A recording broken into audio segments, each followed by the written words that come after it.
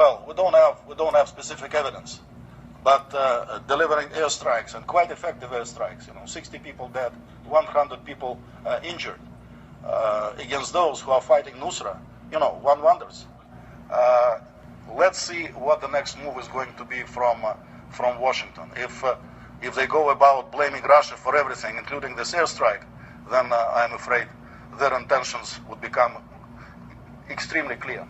Do you expect the Security Council meeting on Syria to still take place? And what in particular about Ambassador Power's comments leads you to believe we have trouble? I'm sorry? What was it about Ambassador Power's comments that leads you to believe that there's no negotiations to be had? Well, because first, I was appalled that while I was talking, she was talking to the media. This is a very serious thing. And then as she walked in, she said that what I said was a stunt, and then she didn't really care to hear what I had to say. After that, I walked out, and others are listening to her rumblings. Yeah. Understood. Do you expect the Security Council, the high-level Security Council meeting on Syria to still take place? Well, this is a decision to be taken. I think still a very serious discussion. The situation, under any kind of circumstances, I think a very serious discussion would be proper. Okay. The Pentagon has been quoted saying that they would consider condolence payments to the families of the Syrian soldiers killed. I'm wondering, do you have any response to that? What do you think of that? No, I haven't heard the statement, but I haven't heard it. It's for the Syrian government to respond. On Thursday, Mr. Power said that the Syrian army should not conduct any airstrikes in any area, including the areas which are populated by al-Nusra Front. Does the agreement of 9 September include that? And where does the Syrian army fall into that agreement? The agreement, which was concluded on the 9th of September, does contain some provisions which limit the areas where the Syrian Air Force might be used.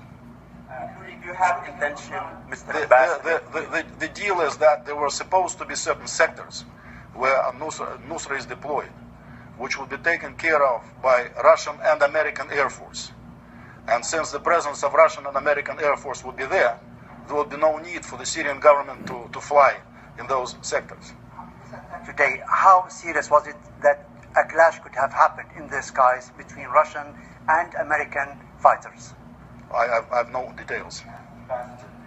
First of all, Madame Power said that she blamed the Hippocratic politics by Russia. This is a clear accusation to Russia regarding the situation in Syria, that you've never called for a Security Council urgent meeting before on Syria, despite all the chemical weapon use and all that stuff.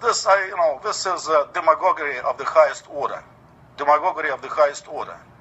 We have called meetings on various situations over the years. We have discussed Syria. We have discussed anything else. So this I just don't know how to respond to, because it is demagoguery beyond my ability to respond. But as to blaming Russia for everything, and in fact, is there anybody from the Washington Post here? This is the line which they have been taking from time to time. I was struck by the line which ended the editorial of the Washington Post yesterday. It accuses Russia of a number of things, but then it says Russia launched millions of refugees from Syria to Europe in order to destabilize Europe.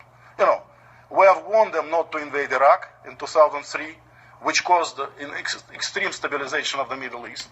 We warned them not to stabilize Libya and not to engage a regime change operation there.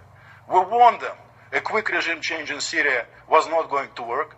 They chose to, pump trillions of billions of dollars of weapons to some strange people, so-called moderate opposition groups who they cannot control any longer, and now it's our fault that refugees are going from Turkey to Europe. So, of course, one can blame Russia or anybody else for everything, but I would rather look into the mirror and we are more realistic and pragmatic and truthful in their analysis of their own actions.